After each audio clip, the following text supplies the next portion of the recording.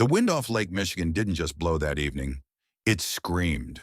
It was a brutal, relentless force that carried the scent of frozen steel and the salt of the Great Lakes rattling the floor-to-ceiling windows of the Gilded Oak. Inside the atmosphere was a stark, suffocating contrast. The air was thick with the scent of aged bourbon, expensive perfumes, and the heavy, invisible pressure of a life built on expectations. Callista Sterling adjusted the cuff of her silk blouse, the fabric cool against a skin that felt increasingly thin. She was 46 years old. In the high-stakes boardroom of Sterling Biotech, 46 was a number that commanded respect. It was a decade of double-digit growth, a trail of successful patents and a reputation for being as unshakable as the skyscrapers that define the Chicago skyline. But here, seated in the amber predatory glow of the restaurant's chandeliers, 46 felt like a terminal diagnosis. Across from her sat Julian Thorne. He didn't look at her. He never really looked at her. He spent his time admiring his own reflection in the polished silver of his spoon or checking the watch that cost more than a family home in the suburbs. Julian was 52, a man who had curated his silver hair and his public persona with the same cold precision he used to hostilely take over struggling competitors. "You're late on the merger filing, Callista," Julian said.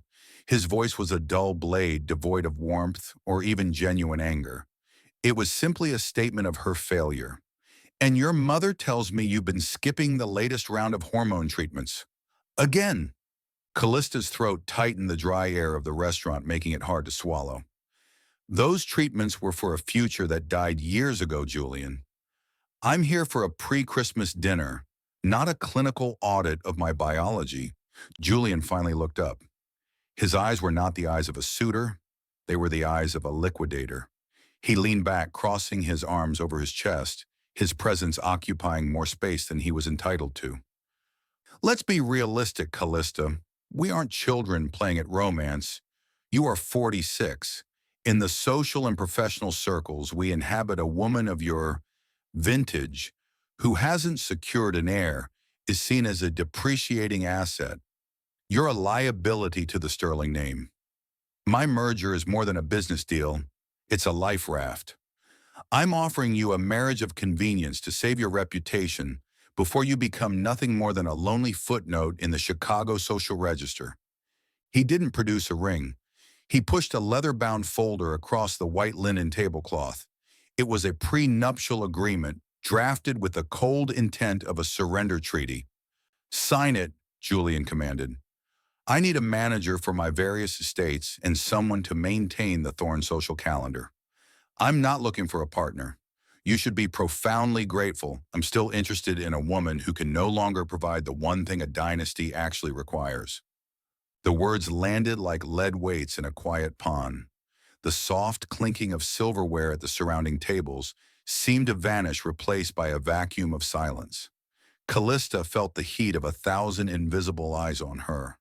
For 8 years since the ink had dried on her divorce papers, she had been fed a steady diet of brokenness. Her ex-husband had used the word as a parting gift. Her mother whispered it like a prayer for a daughter who had failed her purpose. And now Julian was broadcasting it to the elite of Chicago. She reached for her glass, her fingers trembling so violently that the wine rippled. "Is that all I am to you, Julian?" she whispered, her voice cracking like thin ice. "A manager for your houses, a ghost to haunt your hallways." "You're a Sterling." Julian sneered, his patience evaporating. "But you're a fading one. Don't let your ego ruin the only exit strategy you have left. You're too old for every other man in the city. I'm the only one willing to buy the remaining time you have left." Just as the humiliation threatened to drown her, a sound broke through the tension. It wasn't the sound of elite society. It was the sound of labor. Near the mahogany bar, a man in a dark, worn work jacket and heavy leather boots stood up. He had been kneeling there for the last 20 minutes, invisible to the diners, as he repaired a loosened brass floor plate. He rose with a slow, deliberate grace, wiping his hands on a stained rag. He was younger, perhaps 38, with a face that looked like it had been carved from the very oak he worked with. His eyes were dark deep and held a staggering amount of clarity. This was Elias Vance. He didn't run to her. He walked. Each step was heavy grounded and utterly indifferent to the glares of the waiters or the confusion of the patrons. He stepped right to the edge of their table, ignoring Julian entirely. He looked directly at Callista. Julian didn't even turn his head. "Move along, maintenance. We are in a private discussion." Elias didn't move. He leaned slightly over the table, his shadow falling across the prenuptial agreement. "I recognize that logo on your briefcase." Elias said, his voice a rich, resonant baritone that seemed to vibrate in the very air. "Sterling Biotech, the 2008 headquarters on Wacker Drive." Callista blinked, startled by the sudden intrusion of reality. "Yes, that was my first major project. The cantilevered glass wing." Elias said, a small, genuine smile touching the corners of his mouth. "The industry called it the Sterling Maneuver. Every structural engineer in the country said it was an impossible design. They said it was too bold, too fragile, that it would buckle under its own weight. But you didn't listen. You built a monument out of light and defiance." Julian finally snapped. "What does this Callista do? You know this person." Elias finally looked at Julian. It was the look a lion might give a barking dog. "I spent 4 years in architecture school studying that building. It taught me that strength isn't about being new or young. It's about the integrity of the foundation. And a woman who can design something that defies gravity, she isn't a liability." He turned back to Callista and did something that made the room gasp. He reached out and took her hand. His skin was warm, roughened by wood and steel, and his grip was like an anchor. "She's a legend," Elias said, his voice dropping to a low, protective growl. "And she is far too perfect for a man who only sees people as line items on a balance sheet." Julian's face turned a mottled, violent purple. "I'll have you fired by morning. I know the owner of this building." Elias didn't flinch. He leaned in closer to Julian, his expression hardening into something truly terrifying. "I'm the man who designed the Thorn Tower foundations, Julian. I know exactly where the cracks are in the building and in your soul. Don't test me." He looked back at Callista, his eyes softening instantly. "My truck is outside. It's loud and it's cold, but it's honest. You don't belong in this cage." Callista looked at Julian, then at the prenuptial agreement, then at the calloused hand holding hers. For the first time in 10 years, she didn't wait for her mother's approval or the board's consensus. She stood up, her silk dress rustling like a battle flag, and walked out into the Chicago snow, following a man who saw the architect beneath the scars. The interior of Elias's truck smelled of cedar-old coffee and the faint metallic tang of cold air. It wasn't comfortable, but as the heater began to roar, Callista felt a strange, vibrating sense of safety. Outside, the skyscrapers of Chicago blurred into streaks of light and shadow as they drove away from the Gold Coast and toward the grittier, more industrial edges of Wicker Park. "Why did you do that?" Callista asked. She was still clutching her purse, her knuckles white. "You don't even know me." Elias kept his hand steady on the steering wheel. "I know your work. In my world, you don't judge a structure by how long it's been standing. You judge it by how much weight it can carry before it breaks. You've been carrying the weight of that entire table for an hour. I just thought you needed a structural support." He pulled the truck into a gravel lot in front of a weathered brick warehouse. "I need to check on my daughter. If you're not ready to go home to an empty penthouse, you can come inside. The coffee's terrible, but the company is honest." The workshop inside was a cavern of golden light and the sweet, heavy scent of sawdust. It was a cathedral of wood. Slabs of walnut, oak, and cherry leaned against the walls like ancient manuscripts. In the center, under a single hanging bulb, sat a small girl with a wild mane of dark curls. She was focused, her tongue poking out of the corner of her mouth as she carefully glued shards of colored glass onto a wooden frame. "Juniper," Elias said softly. The girl looked up, her face lighting up with a radiance that made Callista's heart ache. Dad, I found the cobalt piece for the sky. Elias introduced them. Juniper, this is Ms. Sterling. She's the lady who built the impossible building downtown. Juniper walked over, her small hands covered in dried glue. She held up her project. It was a mosaic, a chaotic, beautiful collection of jagged glass. It's broken, Juniper explained with the startling clarity of a 7-year-old. But Dad says broken things catch the light better. If they were just flat and perfect, the sun wouldn't have anywhere to dance. See? Callista knelt down, ignoring the dust on her expensive skirt. She looked at the mosaic, and for the first time in years, she didn't see failure. She saw potential. It's beautiful, Juniper. The light is definitely dancing. As Elias moved to the small kitchenette to make coffee, the air in the workshop changed. The professional armor Callista had worn for 20 years began to crack. I wasn't always a carpenter, Elias admitted, handing her a mismatched ceramic mug. I was the lead architect at the Thorn Group. 7 years ago, I was tasked with overseeing the Thorn Gardens project. It was supposed to be low-income housing, but Julian, he wanted to cut costs. He substituted the structural steel for a cheaper alloy. He paused, his grip tightening on his own mug. I flagged it. I wrote 3 reports. Julian told me to bury them or he'd destroy my career. I refused. A week later, a balcony collapsed during a tenant housewarming party. My wife, she was a social worker. She was there that day. She was standing on that balcony when the steel gave way.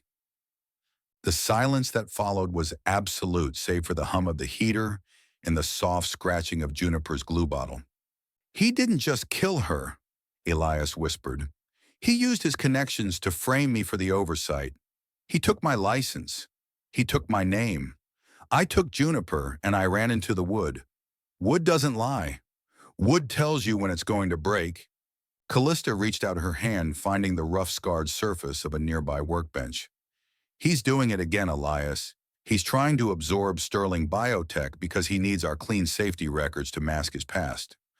My mother, she's helping him. She thinks I'm damaged goods because I couldn't provide her with a grandson to inherit the company. She's willing to sell me to him just to keep the Thorn money flowing into her accounts. Elias looked at her, his eyes burning with a sudden, fierce intensity. He's not just taking your company, Callista. He's using you as a human shield. Once the merger is signed, he'll shift the liability for all his old projects onto the new Sterling Thorn entity. You'll be the one standing on the balcony when it collapses this time. But I have nothing, Callista said, the weight of the realization crashing down. The board thinks I'm erratic. My mother has the controlling interest. Elias walked to a heavy steel safe in the corner. He punched in a code and pulled out a sleek black external hard drive. I've had the digital fingerprints of his fraud for 7 years, but I could never get past the Sterling family encryption to see where the money was laundered. I had the evidence, but I didn't have the key. He set the drive on the table between them. You are the key, Callista. As they began to hook the drive to a laptop, a notification popped up on Callista's phone. It was a message from her mother, Eleanor. Julian is willing to overlook your little tantrum. He says it's female hysteria brought on by your age. Be at the board meeting tomorrow at 9 a.m. to sign the merger papers. This is your final chance to be useful to this family. Callista stared at the screen, her blood turning to ice. But as Elias bypassed the first layer of Thorn's security, a hidden folder appeared. It wasn't financial, it was medical. The folder was labeled Sterling Callista, 2017, private. Callista's breath hitched. That was the year of my divorce.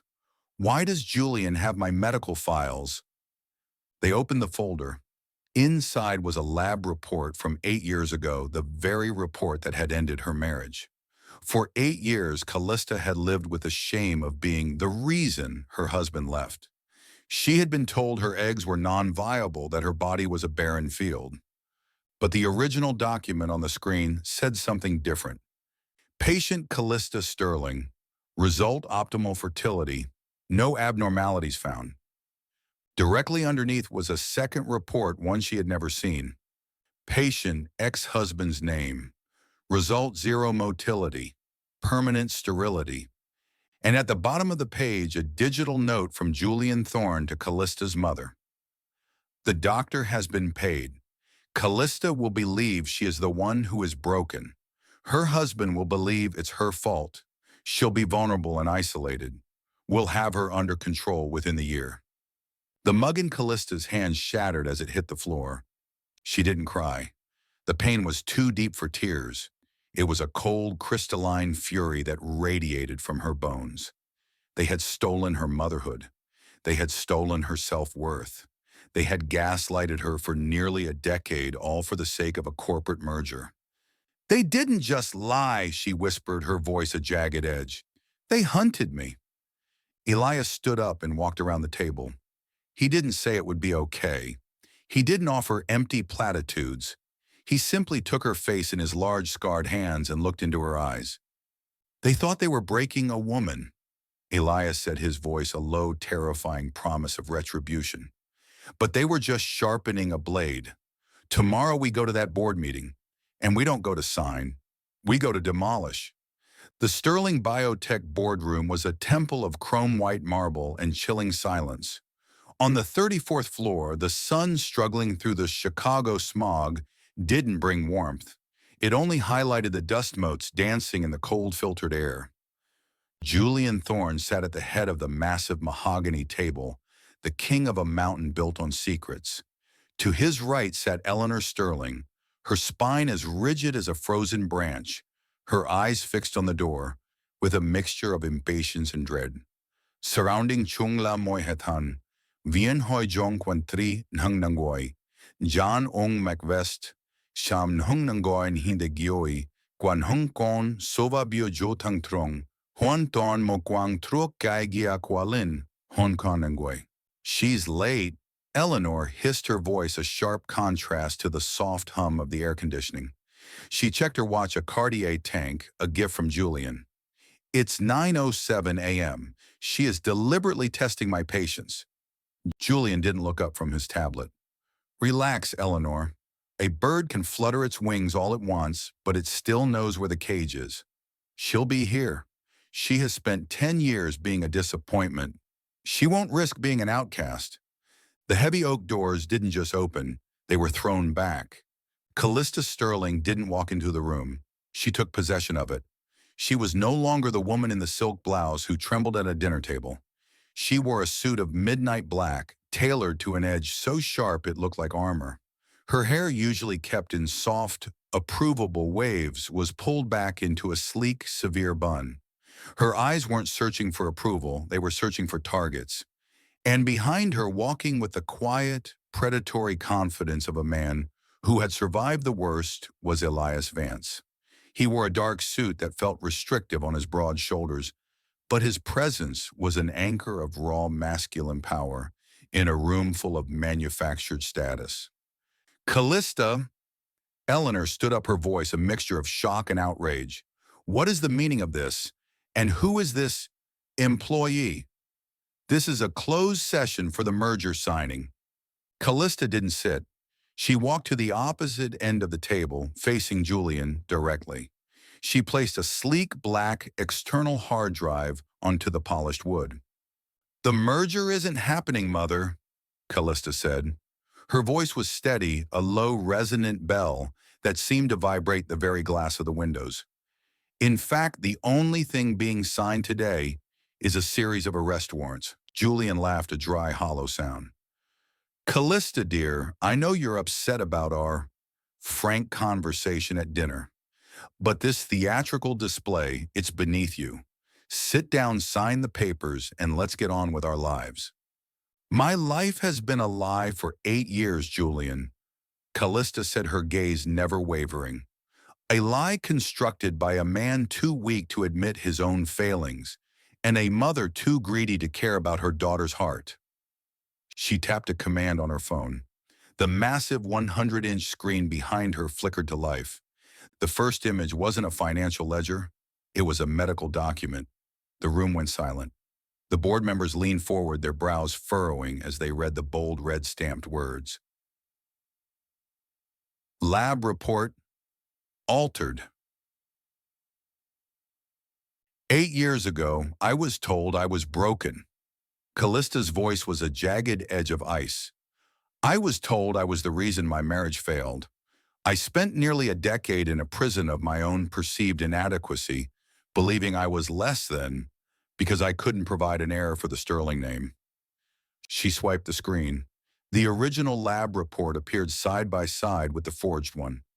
My ex-husband was the one who was sterile, Julian. You knew. My mother knew. You paid Dr. Holloway $50,000 to swap the names on those reports. You wanted me isolated. You wanted me convinced that no other man would ever want me so that I would eventually fall into your lap and bring Sterling Biotech with me. Eleanor Sterling gasped, her hand flying to her throat. Callista, I did it for the family. You were so unhappy I thought a new start with Julian. You sold my womb for a seat at the Thorn table. Callista roared, the sound echoing off the marble walls like a gunshot. You let me live in mourning for a child I thought I couldn't have just to protect your stock options. The board members began to murmur, their faces shifting from confusion to disgust. Julian's predatory smile had vanished, replaced by a pale, twitching mask of fury. This is hearsay, Julian shouted, slamming his fist on the table. Medical records can be faked. This hand-picked consultant of yours probably mocked this up in a basement. Elias Vance stepped forward. He didn't raise his voice, but the sheer weight of his presence silenced the room. I'm not just a consultant, Julian. I'm the ghost you thought you buried 7 years ago. Elias swiped the screen again. The medical records vanished, replaced by a cascading waterfall of financial data, the hidden veins of the Thorn Group's corruption. I am Elias Vance, the lead architect of the Thorn Gardens project. He set, his voice a deep, haunting rumble. I'm the man whose wife died because you bought a cheaper grade of steel and laundered the savings through Eleanor Sterling's offshore accounts in the Caymans. I've spent 7 years waiting for the key to your vault, and Callista just handed it to me. The screen showed the direct wire transfers, 10 years of bribes, 10 years of safety violations, 10 years of blood money flowing from Julian Thorn to Eleanor Sterling, all tied together by the proposed merger that was supposed to bury the evidence forever. Julian Thorn didn't want a partner. Elias told the board, his eyes locking onto Julian's. He wanted a shroud. He needed Callista's clean reputation and Sterling Biotech's R&D credits to hide the fact that his empire is a hollow shell built on graves. The doors opened again. This time it wasn't a dramatic entrance. It was the heavy, rhythmic tread of the Chicago Police Department and federal agents. Julian Thorn stood up, his chair clattering to the floor. He looked at the board, then at Eleanor, then finally at Callista. His face was a map of desperate, ugly hatred. You're nothing, he spat. You're still a 46-year-old failure with no one. You think this carpenter is going to stay? You'll be alone in your big empty building. Callista walked toward him, stopping only when she was inches away. She didn't flinch. She didn't look away. I'd rather be alone and truthful than spend one more second in the presence of a coward like you, she said. She reached out and took the Cartier watch off her mother's wrist, dropping it onto the table with a sharp clack. And Julian, I'm not alone. For the first time in my life, I can finally see clearly. As the handcuffs clicked around Julian's wrists, the silence that followed was different. It was the sound of a foundation being cleared. Eleanor Sterling was let out in tears, her protests falling on deaf ears. The board members stood one by one, looking at Callista with a new, terrified respect. But she didn't care about their respect. She turned to Elias, who was standing by the window, watching the snow fall over the city. He was finally going to help rebuild. He didn't say anything. He just held out his hand. And this time, when she took it, her fingers didn't tremble. 1 year later, the Chicago River was a ribbon of dark glass reflecting the millions of white lights that draped the city for Christmas. The skyline had a new addition, a building of cantilevered glass and warm reclaimed wood, the Sterling Vance Center for Ethical Architecture. Callista stood on the balcony of her new office. She was 47. She wore a simple cream-colored sweater and jeans, her hair down and blowing in the cold, crisp wind. She didn't look like a CEO. She looked like a woman who had finally exhaled. The door behind her opened and the sound of small, frantic footsteps filled the room. "Mommy, mommy, look, the river is turning into a mirror." Callista turned, a radiant smile breaking across her face. Juniper ran toward her, her dark curls bouncing. In her hand she held a new mosaic, this one made of polished river stones and gold leaf. Callista picked her up, kissing her forehead. The adoption had been finalized in June. The woman who couldn't have a child was now the mother of a girl who saw beauty in every broken thing she found. "It's beautiful, June," Callista whispered, holding her close. "Just like you." Elias walked out onto the balcony carrying 2 mugs of hot cider. He looked different too. The weary, haunted look in his eyes had been replaced by a quiet, steady peace. He leaned against the railing next to them, his shoulder brushing Callista's. "The board meeting for the new housing project went well." Elias said, his voice a warm caress in the cold air. "We're using the high-grade steel. No shortcuts, no lies." Callista leaned her head on his shoulder. "I never thought work could feel like this. Like we're actually building something that will last." Elias set his cider down and reached into his coat pocket. He pulled out a small, long box. "I made you something," he said, "to celebrate the anniversary of the day you walked out of that restaurant." Callista opened the box. Inside was a rose. It wasn't a real flower, but it was more alive than any she had ever seen. It was carved from a single piece of white oak, the petals so thin they were almost translucent, capturing the glow of the Christmas lights. And in the center, instead of a diamond, was a small cobalt blue shard of glass, the very first piece Juniper had shown her a year ago. "You told me once that you felt like you were running out of time," Elias said, taking her hand. "But wood like this, it takes decades to grow its strength. It takes the wind and the rain and the cold to make the grain that beautiful. You aren't too old, Callista. You're exactly at the age where your heart is strong enough to hold a real family." Juniper reached out and touched the wooden rose. "It's perfect, Dad. It looks like the light is dancing inside it."